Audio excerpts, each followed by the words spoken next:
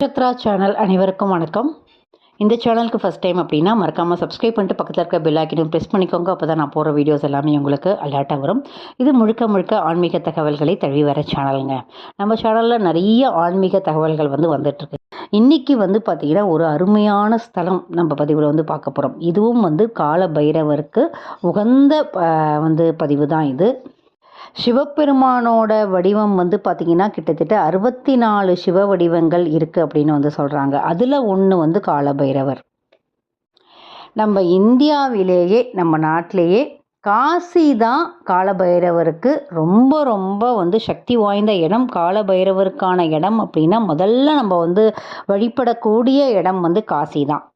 அதற்கு பிறகு பார்த்திங்கன்னா ரெண்டாவதாக தனி கோயில், காலபைரவருக்கு தனி கோயில் இருக்குன்னா அது காசியில் இருக்குது. அதே மாதிரி ரெண்டாவதாக எங்கே இருக்குது அப்படின்னாக்க நம்ம அதியமான் கட்டிய கோயிலான தமிழகத்தில் உள்ள தருமபுரி மாவட்டத்தில் இருக்கிற புகழ்பெற்ற அதியமான் கோட்டையில் இருக்கிற தக்ஷிண காசி காலபைரவர் கோவில் அப்படின்னு நம்ம சொல்லலாம். எப்படி சிவபெருமானுக்கு 64 வடிவம் இருக்கோ அதே மாதிரி பைரவருக்கும் இருக்குது இல்லையா? பைரவரோட வடிவங்களில் முதன்மையான வடிவம் அப்படின்னு சொல்லக்கூடியது உன்மத்த பைரவர் அப்படின்னு சொல்லுவாங்க. இந்த வடிவத்தில் காட்சி தரும் ஸ்தலம் தான் இது.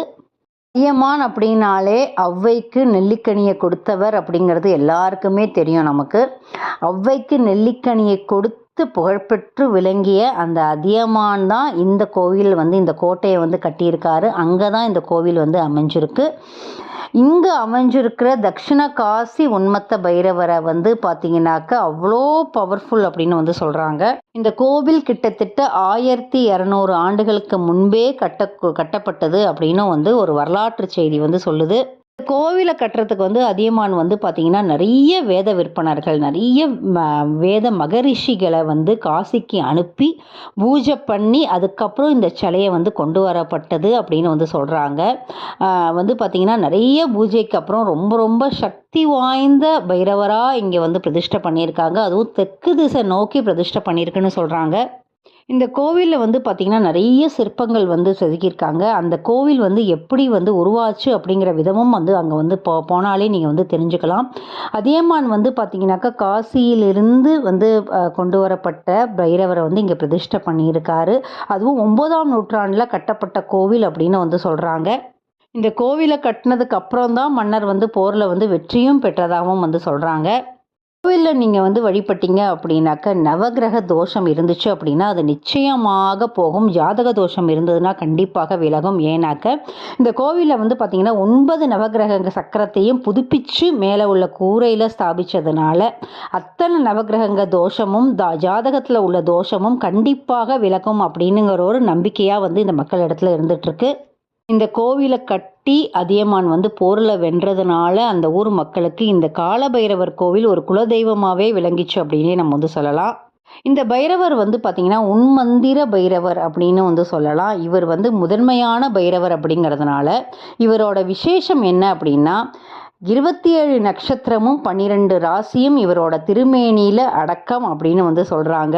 அதனால் எப்பேற்பட்ட நட்சத்திர தோஷமும் ஜாதக தோஷமும் இருந்துச்சு அப்படின்னா இந்த பைரவரை போய் நீங்கள் வணங்கினீங்க அப்படின்னா சகல தோஷமும் விளங்கி உங்களுக்கு சகல சௌபாக்கியமும் கிடைக்கும் அப்படின்னு சொல்கிறாங்க. ஒவ்வொரு ராசிக்கும் பார்த்தீங்கன்னா எப்படி வழிபடணும் அப்படின்னு சொல்கிறாங்க. இப்போ பொதுவாக மேஷராசிக்காரர்கள் கோயிலுக்கு போகிறாங்க அப்படின்னா மேஷராசிக்காரர்கள் பைரவரோட தலையை அதாவது சிரசை பார்த்து கும்பிட்டாலே தோஷம் விலகும்னு சொல்கிறாங்க.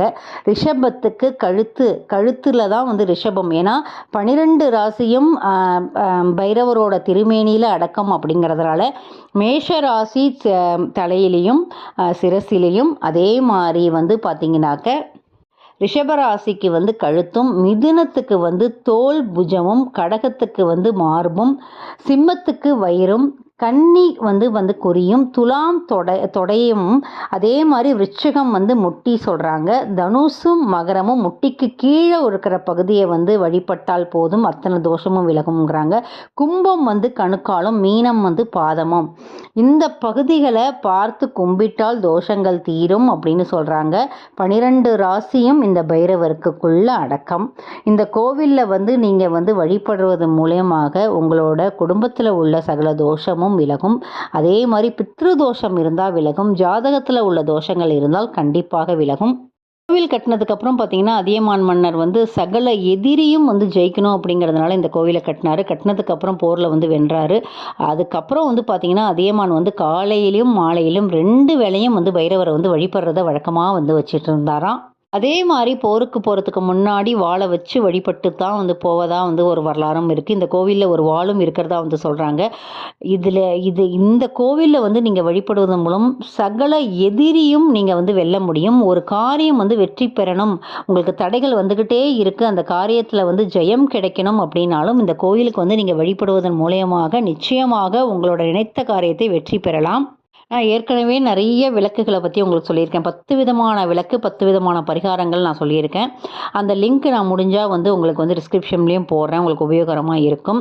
இந்த கோவிலில் வந்து பொதுவாக வந்து நம்ம வந்து மிளகு விளக்கு ஏற்றுவோம், தேங்காயில் எண்ணெய் ஊற்றி ஏற்றுவோம். ஆனால் இந்த கோவிலில் வந்து பார்த்திங்கனாக்க வெள்ளை பூசணி, சாம்பல் நிறைந்த பூசணியை வந்து 2ஆக வெட்டி அதை குடஞ்சிட்டு அகல் மாதிரி பண்ணி அதில் நெல்லெண்ணெய் ஊற்றி கீழே மஞ்சள் கலந்த அரிசியை பரப்பி ஒரு வாழை இலையில் மஞ்சள் குங்குமம் இட்டு அதில் திரி போட்டு நீங்கள் விளக்கு ஏற்றி வழிபட்டாக்க பைரவருக்கு வந்து பார்த்தீங்கன்னாக்கா அத்தனை தோஷங்களும் விலகி நீங்கள் நினைத்த காரியம் நடக்கும் அப்படின்னு வந்து சொல்கிறாங்க.